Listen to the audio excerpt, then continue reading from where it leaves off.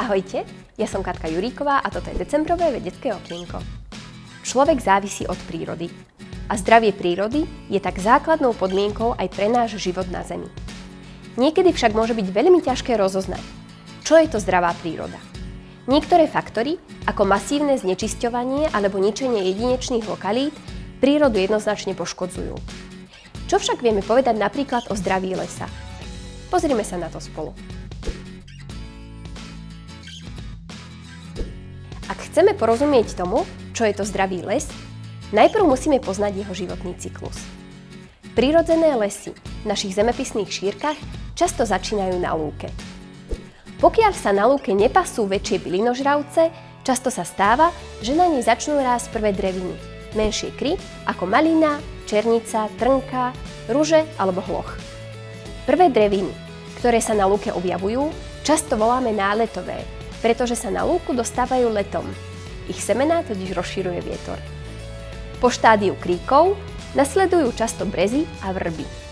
Tieto svetlomilné dreviny, ktorým sa dobre darí na slnečnom lúčnom stanovišti, sú neskôr nahradené mohutnejšími stromami, ktoré tvoria lesy, ako ich poznáme. Duby, buky, hraby, javory a vo vyšších polohách ihličnaté stromy ako borovica, jedľa a smrek. Prirodzený vývoj lesa teda zahŕňa najprv skoré štádiá, keď nové druhy osídľujú predtým nelesné stanovištia. Takémuto procesu hovoríme sukcesia. Vrcholné štádium sukcesie voláme klimax. V klimaxovom štádiu sa už zastúpenie druhov stromov v lese príliš nemení. Treba si však uvedomiť, že klimaxové štádium nie je to dokonalé a nemenné štádium lesa, ktoré by sme mali chápať ako jedinú podobu zdravého lesa. Klimaxový les môže byť poškodený všelijakými nečakanými vplyvmi prostredia. To však ešte neznamená, že ide o zranenie lesa, ktorému škodí. V skutočnosti často ide o prirodzenú súčasť životného cyklu zdravého lesa, pri ktorom môže dôjsť k tomu, že z klimaxového štádia sa časť lesa vráti ku skorším sukcesným štádiám. Pozrime sa spolu, ako vyzerajú niektoré z kalamít, ktoré môžu zasiahnuť do životného cyklu lesa. V lesoch Severnej Ameriky sú veľmi časté menšie alebo väčšie lesné požiare. Požiar v lese pochopiteľne zničí stromy a lesný podrast, čo by mohlo byť chápané ako ohrozenie zdravia lesa. Pravda je však taká, že takýto lesný požiar pomôže odstrániť staré stromy a uvoľní miesto pre vyklíčenie nových semenáčikov alebo vytvorenie nových hniezdisk. V niektorých tropických pralesoch sú najčastejším typom kalamity hurikány, ktoré časť stromov doslova vytrhnú aj z korení.